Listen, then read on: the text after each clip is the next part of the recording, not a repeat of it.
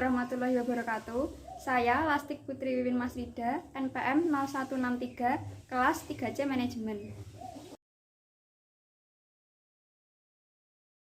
Kali ini saya akan menjelaskan tentang cara menganalisis data menggunakan aplikasi SPSS.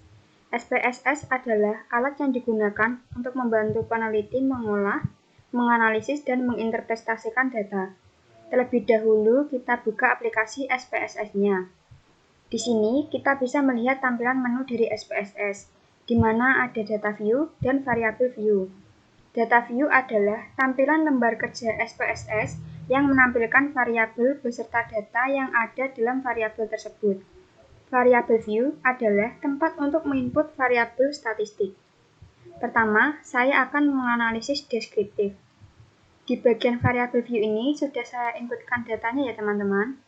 Di kolom name kita isikan nama, jenis kelamin, jabatan, umur, masa kerja, dan gaji. Di type, untuk nama kita pilih string, kemudian kita OK. Yang lainnya numerik. Di kolom desimal, nama kita nolkan. Di label, nama kita beri nama karyawan, jika jenis kelamin, jabatan, umur karyawan, masa kerja, gaji. Di value, untuk nama kita nonkan, kemudian jenis kelamin. Di value ini biasanya berisi angka atau nomor. Untuk label biasanya berisi keterangan. Di sini saya isikan 1 yaitu laki-laki, 2 perempuan. Kemudian kita OK. Untuk jabatan, 1 direktur, 2 PNS, 3 wira swasta, 4 mahasiswa, kemudian kita OK. Untuk umur, saya isikan yaitu 1 19 sampai 25 tahun, 2 26 sampai 35 tahun, 3 35 sampai 40 tahun. Kemudian kita OK. Masa kerja 1 ada 1 sampai 5 tahun, masa kerja 2 ada 3 sampai 5 tahun, masa kerja 3 ada 10 sampai 15 tahun, dan masa kerja 4 ada 15 sampai 20 tahun. Kemudian klik OK. Di measure, nama kita beri nominal, jika nominal, jabatan nominal, umur kita beri scale, kemudian masa kerja nominal, kemudian gaji scale. Kita kemudian pergi ke data view. Di data view, nama sudah saya isikan nama. Untuk jenis kelamin, saya berikan nomor sesuai yang saya inginkan dari data yang saya masukkan di variabel view tadi. Jabatan juga sesuai yang saya inginkan dengan nomor yang saya masukkan di variabel view tadi. Kemudian kita pergi ke analyze, deskriptif statistik, kemudian ke deskriptif. Nah, di sini kita pindahkan untuk umur karyawan, masa kerja, dan juga gaji. Kemudian kita OK. Setelah itu akan muncul output deskriptif seperti berikut ini. N menunjukkan banyaknya data. Kemudian minimum adalah nilai minimal dari masing-masing variabel. Maksimum adalah nilai maksimal. Dan mean adalah rata-rata hitung dari masing-masing variabel yang diuji. Kemudian ada standar deviasi. Menunjukkan ukuran penyimpangan masing-masing data terhadap rata-ratanya.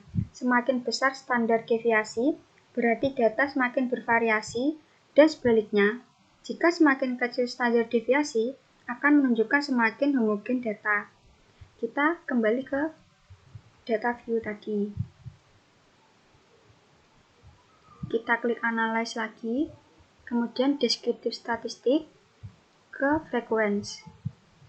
Nah, di frekuensi ini kita masukkan jenis kelamin dan juga jabatan.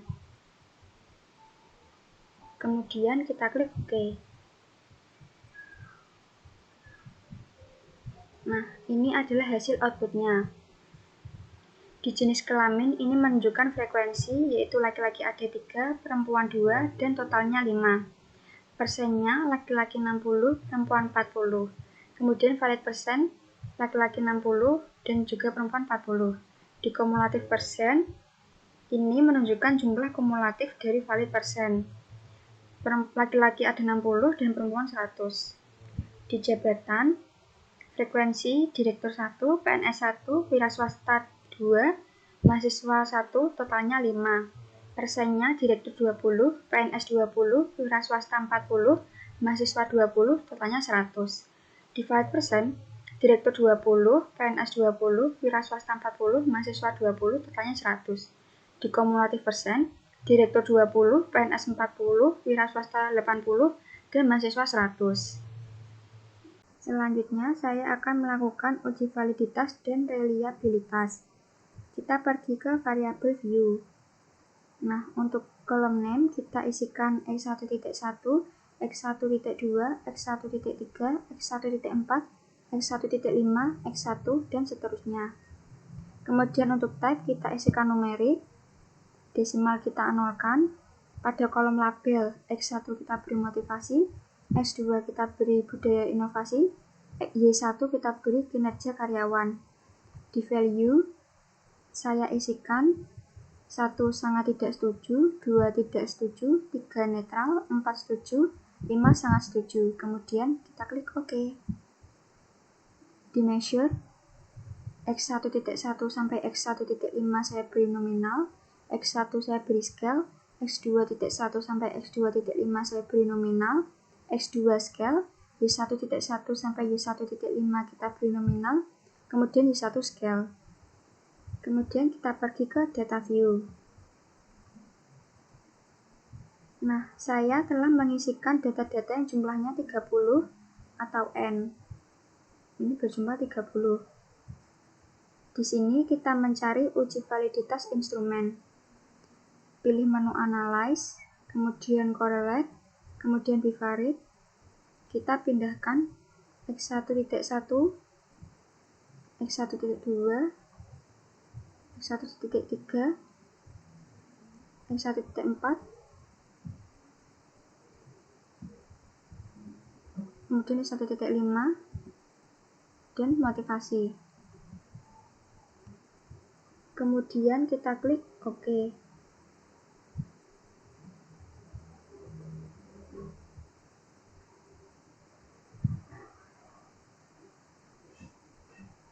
Nah, ini adalah output yang dihasilkan.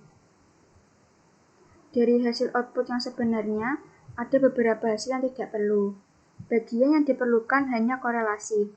Nah, caranya yaitu masuk ke window data, tadi, klik Analyze, kemudian Correlate, pilih Bivalid, kemudian kita klik Paste,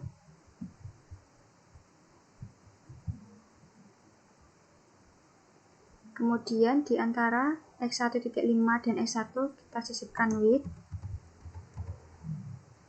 Setelah itu klikkan. Nah, maka akan keluar output seperti gambar berikut. Dari hasil analisis didapat nilai skor item dengan skor total. Nilai ini kemudian dibandingkan dengan nilai R-tabel. Jika hasil korelasi percent correlation, R-tabel dikatakan valid, dan sebaliknya, jika hasil korelasi atau percent correlation R-tabel dikatakan tidak valid. R-tabel bisa kita cari dengan cara mendownload R-tabel, dan N30 didapatkan R-tabel sebesar 0,361. Dari hasil korelasi output tadi dapat dilihat nilai berikut. Seperti 953, 560, 953, 483, 953. Dari hasil korelasi berarti bisa dikatakan valid. Kemudian kita mencari corrected item total correlation. Kita kembali ke data view, kemudian kita klik Analyze, kemudian kita cari Scale, pilih Reliability Analysis, kemudian masukkan x1.1 sampai dengan x1.5.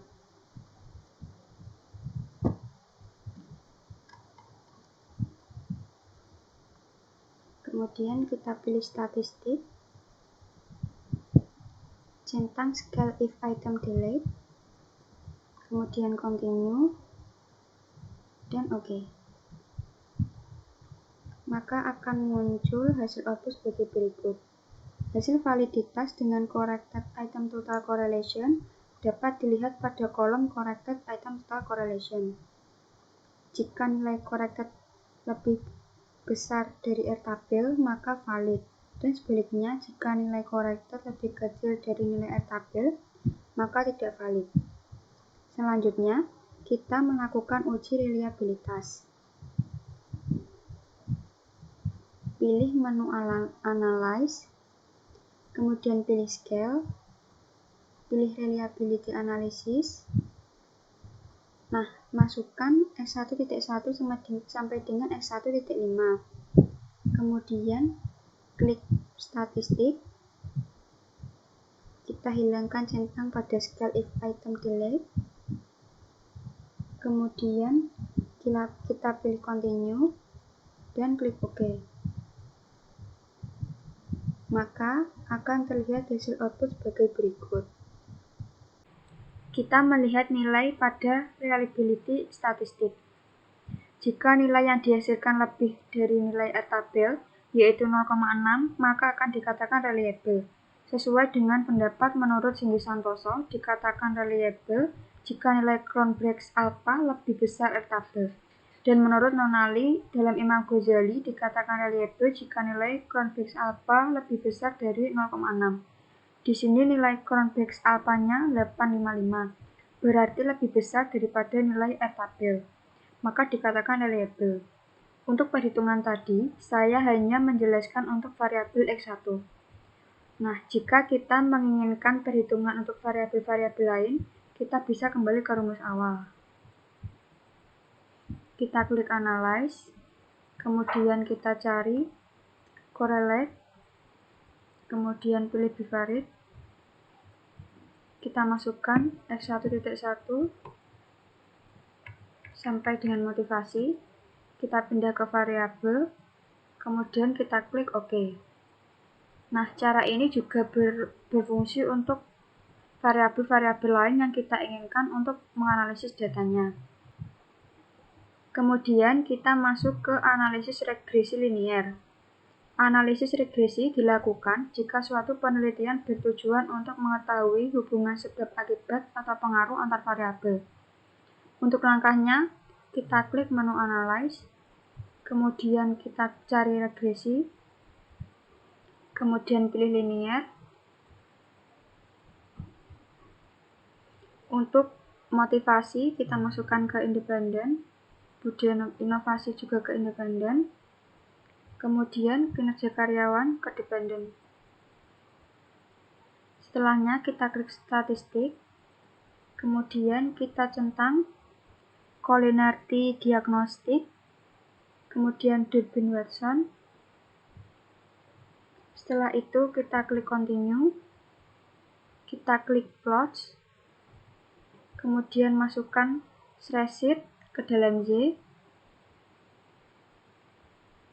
kemudian Spread ke dalam X. Kemudian centang normal probability plot, continue, kemudian klik OK.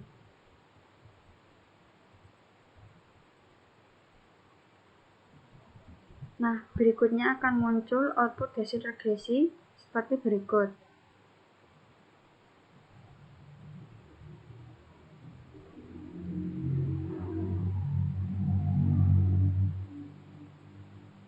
Untuk lebih jelasnya, kita akan menganalisisnya ke Word.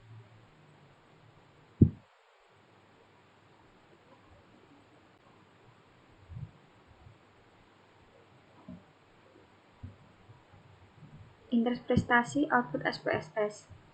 Untuk penjelasannya tadi, satu ada persamaan regresi. Kita bisa melihat tabel koefisien berikut. Dengan rumus, Y sama dengan A plus B1X1 plus B2X2, yaitu 16.510 plus 2.850 X1 plus min 2.649 X2. A sama dengan 16.510. Artinya apabila motivasi atau X1 dan budaya inovasi atau X2 diasumsikan memiliki pengaruh sama dengan 1, maka kinerja karyawan sebesar 16.510. B1 sama dengan 2.850, artinya apabila motivasi X1 naik 1 satuan dan budaya inovasi X2 tetap, maka kinerja karyawan sebesar 2.850. B2 sama dengan min 2.649, artinya apabila budaya inovasi X2 naik 1 satuan dan motivasi X1 tetap, maka kinerja karyawan naik sebesar min 2.649. 2. Koefisien determinasi atau tabel model Sumari. Nilai R² 0,632 menunjukkan besarnya variasi motivasi X1 dan budaya inovasi X2 dalam menjelaskan variasi kinerja karyawan atau Y adalah sebesar 63,2%, berarti masih ada variabel lain sebesar 36,8% yang dapat menjelaskan variasi kinerja karyawan, tetapi tidak diteliti dalam penelitian ini. Bisa juga dengan adjusted R², tapi semestinya digunakan untuk pemilihan model terbaik. Kemudian yang ketiga, penggunaan pengujian hipotesis. A. Uji F. Pengaruh secara simultan dilihat di tabel ANOVA. Nilai hitung 23.201 lebih besar F tabel 3,35 atau nilai SIG 0,000 lebih kecil dari 0,05, H0 ditolak. Artinya secara bersama-sama motivasi atau X1 dan budaya inovasi X2 memiliki pengaruh yang signifikan terhadap kinerja karyawan atau Y. Kemudian B. Uji pengaruh secara parsial atau individu dilihat di F tabel koefisien. Untuk motivasi atau X1, nilai hitung sama dengan 6.638 lebih besar T tabel atau 2,27 sama dengan 2,052 atau nilai signifikan 0,000 lebih kecil dari 0,05, H0 ditolak. Artinya motivasi X1 secara parsial berpengaruh signifikan terhadap kinerja karyawan atau Y. Untuk budaya inovasi atau S2, nilai hitung min 2.484 lebih kecil tabel 2.27 sama dengan 2,052 atau nilai signifikan sama dengan 0,00 lebih kecil dari 0,05, H0 ditolak. Artinya budaya inovasi atau S2 secara parsial tidak berpengaruh signifikan terhadap kinerja karyawan atau Y. Jika lebih kecil tidak berpengaruh dan jika lebih besar berpengaruh.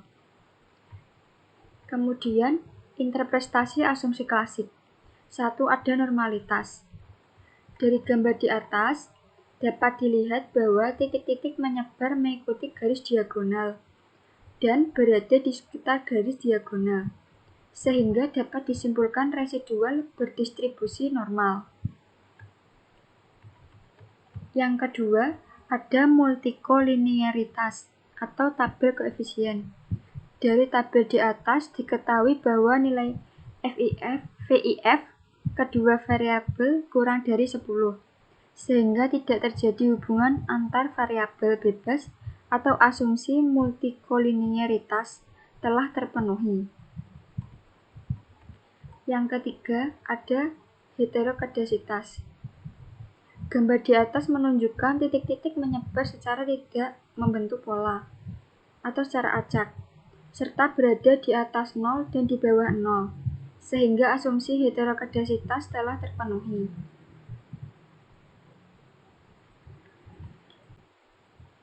Empat, autokorelasi.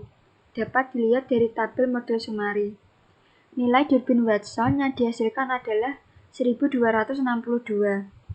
Nilai DU 2,30 sama dengan 1,57, sehingga 4 min DU sama dengan 4 min 1,57 sama dengan 2,43. Dapat disimpulkan nilai Durbin-Watson terletak antara DU sampai dengan 4 min U, sehingga asumsi autokorelasi telah terpenuhi.